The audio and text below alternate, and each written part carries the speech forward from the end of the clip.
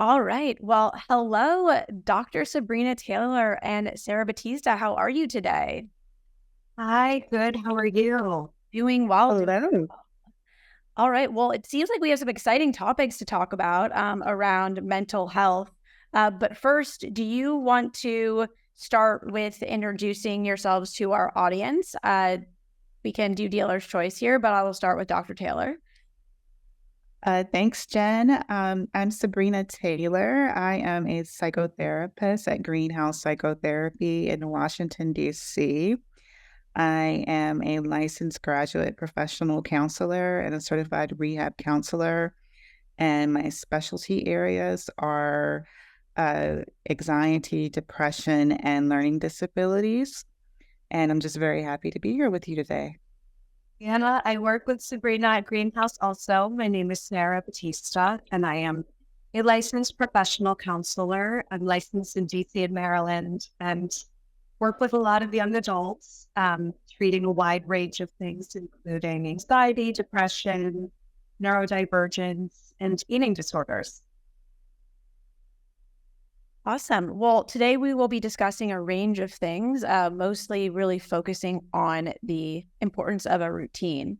So I would love to pass the baton to, I guess we'll start with Sara now, to kind of give an overview on the importance of consistency and routine and kind of just sharing how people thrive on consistency and routine and why consistency and routine is important to mental health and productivity.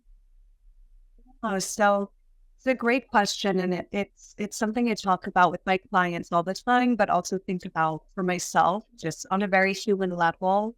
Our brains can be really sensitive to things like change or lack of predictability in our environment. And some of that's just a part of life. Some of that is unavoidable. And so when I talk with people about building healthy routines, I'm thinking about it from an emotion regulation perspective. And so essentially recognizing that the way that we take care of ourselves and attend to our emotional needs can remain consistent even when our circumstances are changing. And that's where routine becomes such a big part of mental health care. It's keeping up with the things that allow you to take care of yourself internally. And that in turn is going to have a positive impact on the way in which you navigate your day-to-day life. Definitely agree with everything you said. And having a routine, it's very comforting for people struggling with anxiety and depression and other mood disorders, but it's also comforting for everyone else.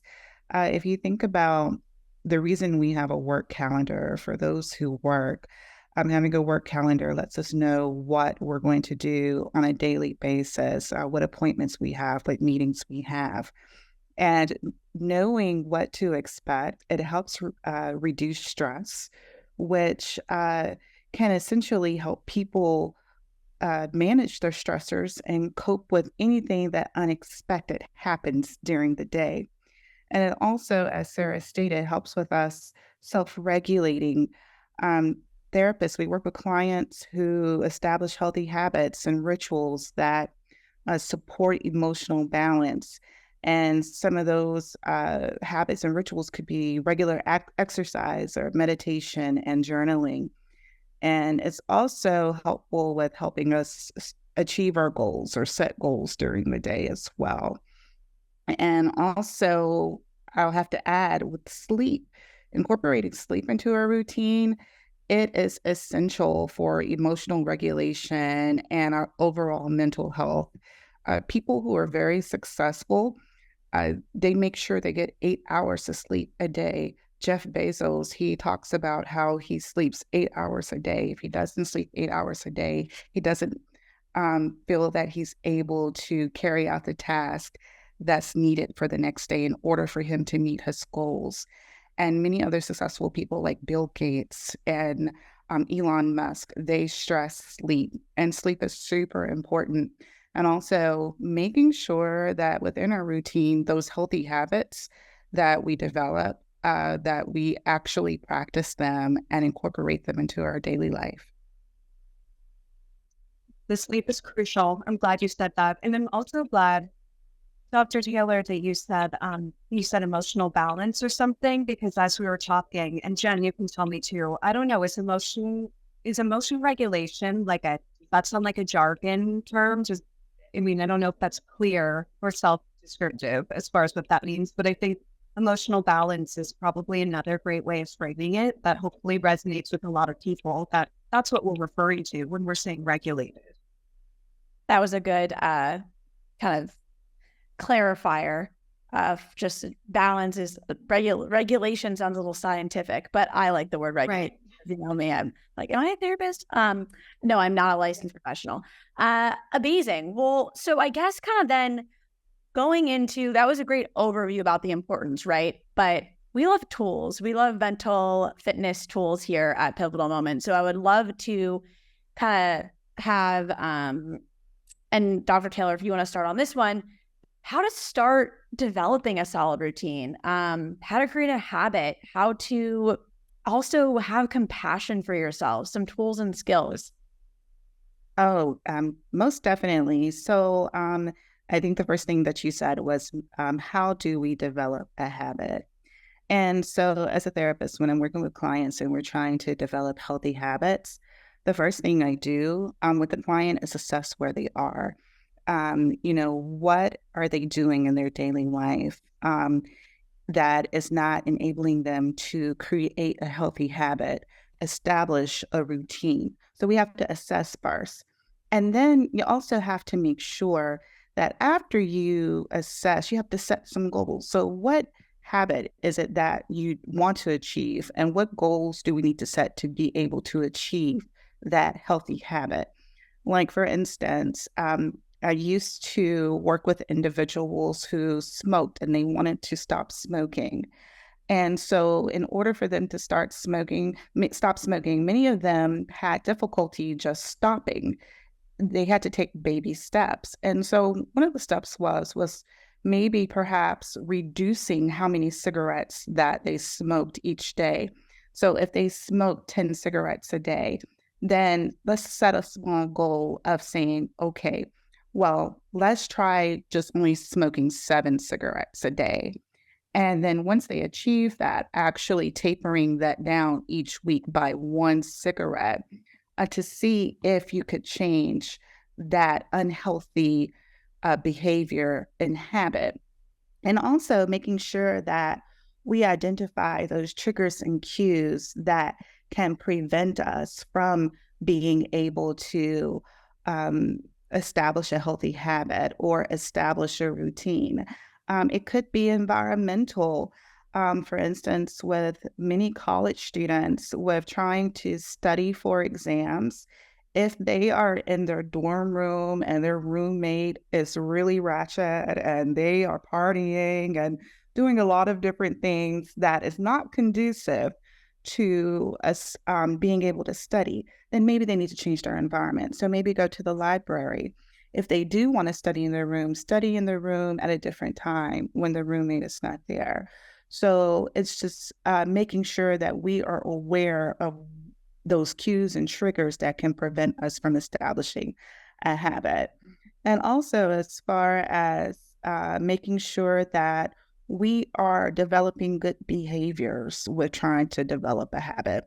And so making sure we're consistent. Routine is important. We've already given you some reasons why routine is important because it definitely helps us be able to manage our emotions. It allows us to be able to get tasks done in a timely manner.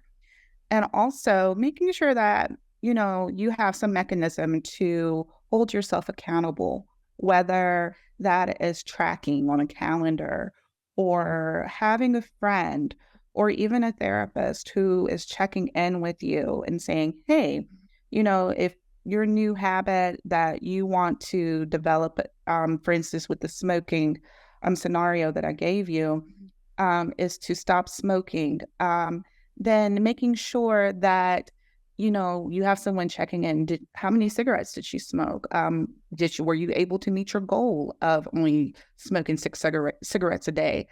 And also receiving feedback and positive praise for actually meeting those goals. affirming them. And developing a healthy habit is a lot of practice and repetition.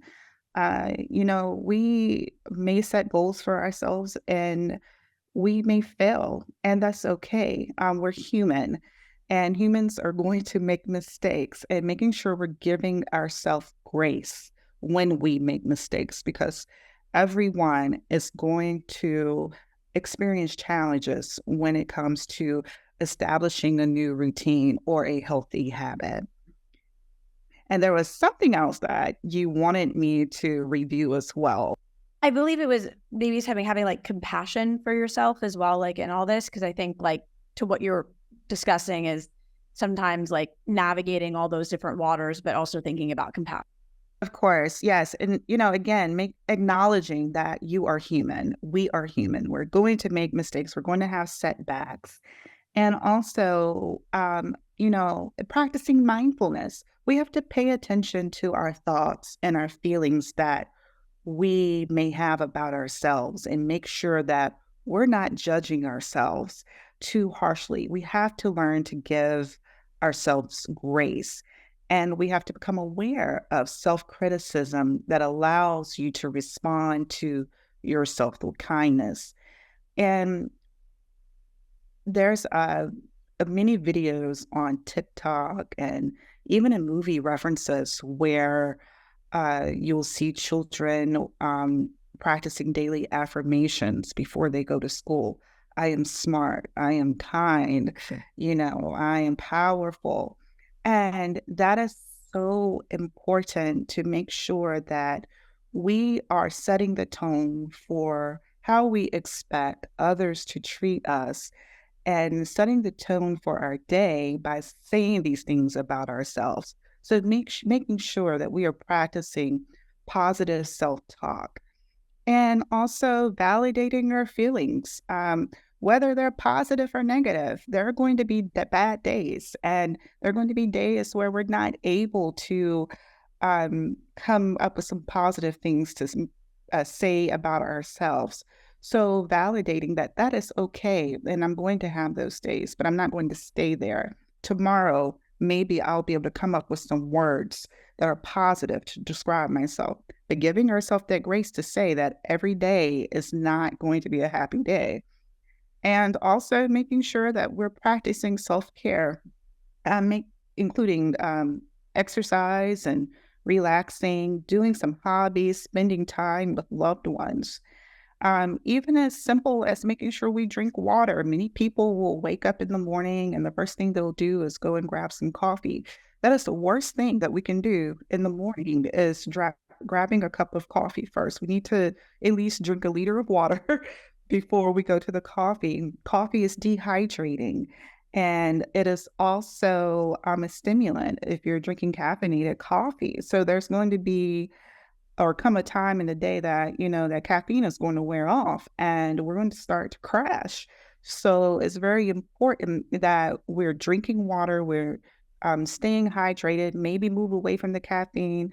I am now drinking decaffeinated coffee. I am a Starbucks fanatic. I have to have my coffee. And so the way I was able to achieve that was, okay, I still go to Starbucks, but I want a decaf pumpkin spice latte. I'm not getting it caffeinated anymore. That's changing a habit that was not good for me. And now I feel better because I switched from caffeine to decaf. So again, that is an example of establishing a healthy habit and making sure that we're learning from our challenges and not dwelling on failures. The only failure is not to try. But we're going to fail in life, and that's okay. We just have to get up and keep trying again. And I will say lastly, just embracing those things that are not perfect about us. Because again, you don't have to be perfect to be worthy of love and acceptance. Imperfections is what makes us human, and it makes us different. You pretty much nailed it. I mean, there's a million things in there I could highlight, but I think you really gave a great summary. And yeah, permission to be human. That self-compassion is really key for coping with the setbacks and even for those that are lacking self-compassion, I think important to remind yourself that speaking to yourself kindly, that positive reinforcement works better than punishment when it comes to behavior modification. All of the research tells us that. And so even if you weren't sold on it from a place of self-love, hopefully you can be sold on it in terms of just doing what works, and maybe the self-love builds from there. So I guess just moving on to our next topic, staying grounded, right? I think this kind of goes to the aspects of what Dr. Taylor was saying around self-care, but I think there's like routine, there's the aspect of routine, self-care, but also like staying grounded within that, I think is really important when your routine could be disrupted, right? I mean, I know that we're probably also used to at this point a very stark routine with the pandemic and everything of like if you work from home or if you don't work from home, but it's just we've really been baked into that. So now that it could be disruptive, could we talk about the importance of staying grounded, the evolution of a routine, and how to shift practices when your day-to-day changes, and then any tools or skills around that? Sure. As far as staying grounded, when our routine is interrupted, it is so challenging, but it's an important skill for us to be able to essentially learn how to go with the flow while maintaining emotional stability and being adaptable. And so there are some strategies that can help people stay grounded, such as breathing exercises, being mindful, taking a few breaths to calm our nervous system and focus on our breathing as it's going in and out. This simple practice of breathing 5 times, 1, 2, 3, 4, 5, it can help us essentially regain our composure in schools and workplaces, during trainings or, just trainings and whatnot. Children and adults are taught to breathe, inhale and exhale at least 5 times in order to regulate themselves. And it can make such a huge difference from going off on someone and, it escalating, or being able to de-escalate yourself and just take yourself away from the situation. Also, acceptance is important, accepting that a disruption has occurred, acknowledging that disruptions are a part of life. So instead of resisting or becoming frustrated, we have to try to accept the situation for what it is. And this can reduce the emotional impact of that interruption that has occurred. And making sure that we stay in the present, practicing mindfulness, by staying in a present moment. We have to pay attention to what is surrounding us. How is our body feeling in this moment? Is our heart rate increasing? Do you feel tingling? We need to be aware of what we are feeling. And this can help prevent our minds from dwelling on the disruption by staying in the present. Changing our perspective or reframing the interruption as an opportunity or challenge rather than it being a setback in our day to day. So, focusing on the positive aspect of that disruption and looking at it as something that we can overcome, and how we can adapt and make the most of that situation. And I'll also add being flexible. It is very important that people are able to be flexible. There are many individuals, myself included, who are type A and have had to learn how to be able to shift when things happen and acknowledge it's okay. This disruption has happened and I can be flexible, and it will actually save yourself a lot of anxiety and stress when you learn to be flexible and accept that things are not going to always go 1, 2, 3. I thought of as far as maintaining a healthy habit, again, in addition to sleep, making sure that we're exercising. Again, I have to reference back to Jeff Bezos and Elon Musk. They are super early risers, and every day they exercise. When they wake up, they drink their water first and they exercise. And that is very important. Just going outside and walking for 15 minutes, that can really change the course of your day to make sure you're setting the tone, and it's going to put you in a positive space. You're releasing endorphins, your heart rate is up, and it's an opportunity for you to also become grounded. Yeah, preach to that for sure about flexibility. Sara, what do you have to add?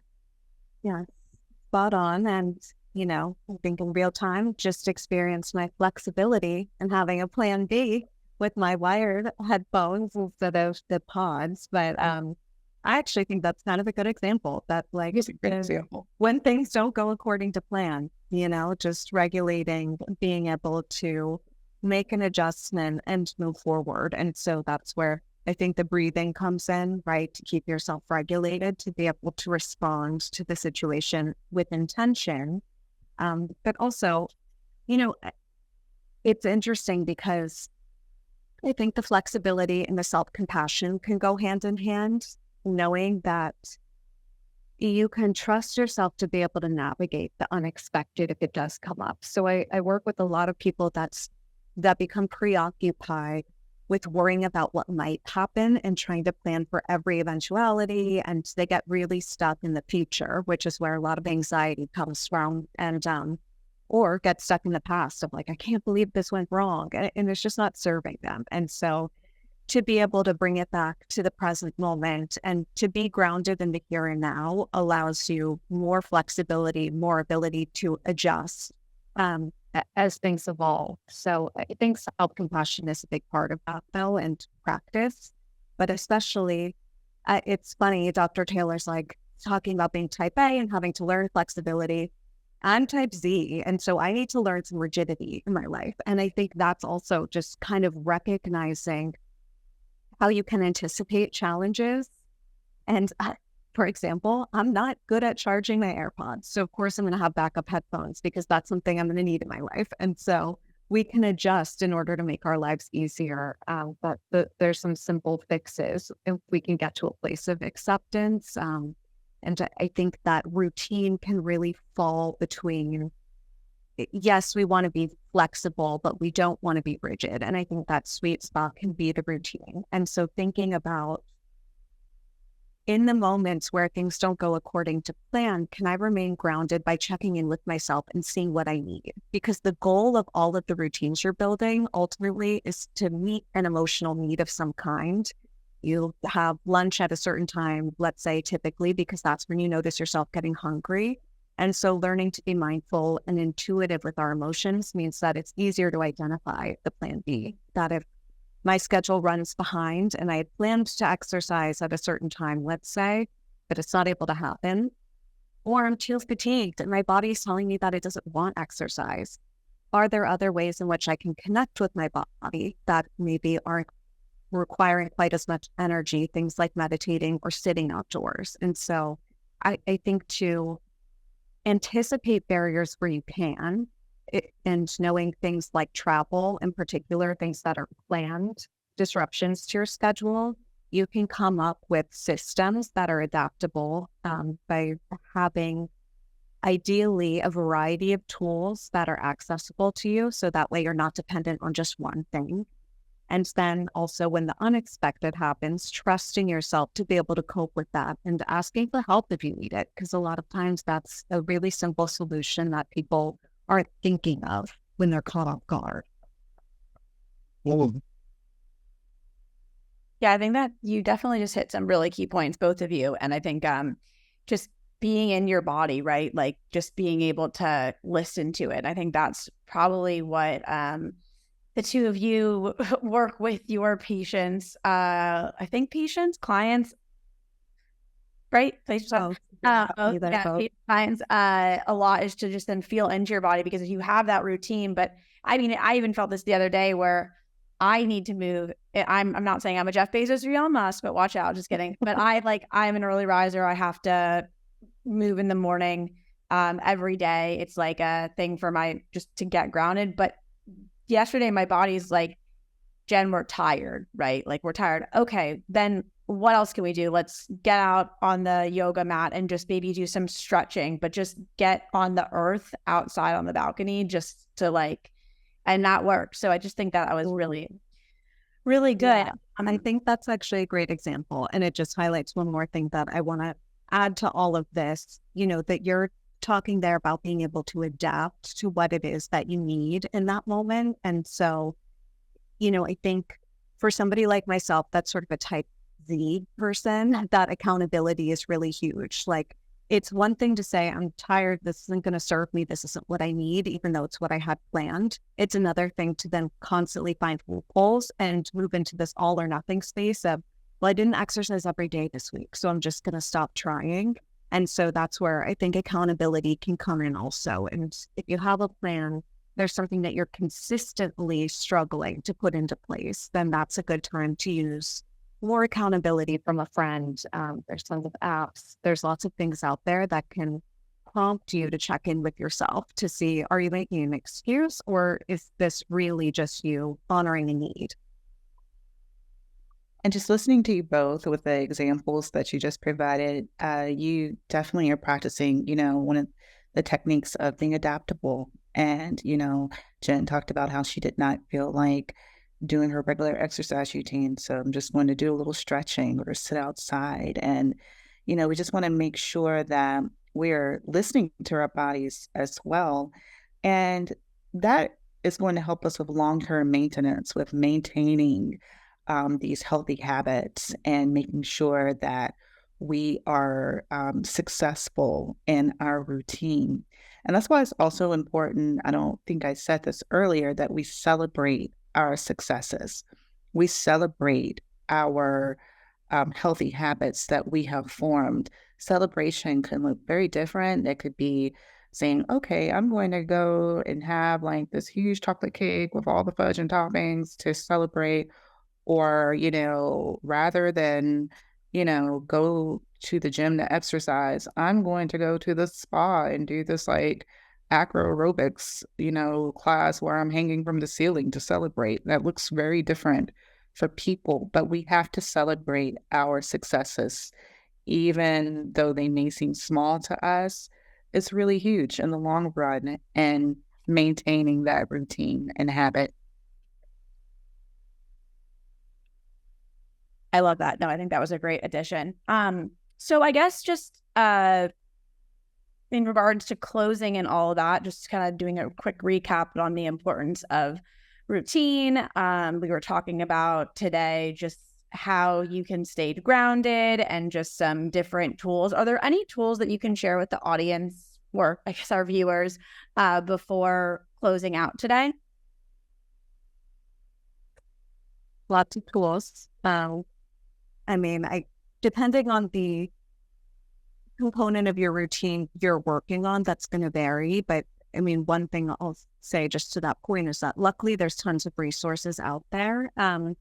But, in therapy world, as we're taught in grad school, we use SMART goals, and that's the SMART is an acronym: specific, measurable, attainable, relevant, and time bound. I was like, what's the T? And so I think that's a great way to summarize it, though, of like starting small and being super specific. I think a lot of people confuse a goal with an action step.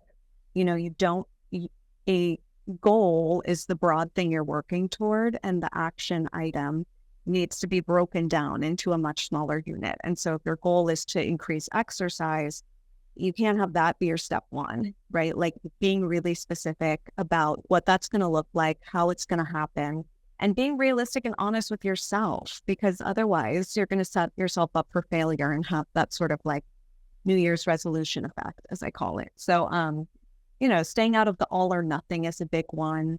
making your goals realistic and customized to your needs is a big one. Having a specific time frame so that there's some accountability around when and how these things will happen. Accountability, support from friends, or external support systems of any kind. And, and then of course, there's the flexibility part of it. Don't give up. Using these behavioral experiments can be a helpful way to think about it, that if something's not working for you, that's okay. You can tweak it. So I think that's where, I know I just threw a lot of different things at you, but I think just in sum, thinking about what's practical and realistic for yourself, being compassionate and flexible around the goals that you're setting, and being willing to adapt if needed to make it work in your life.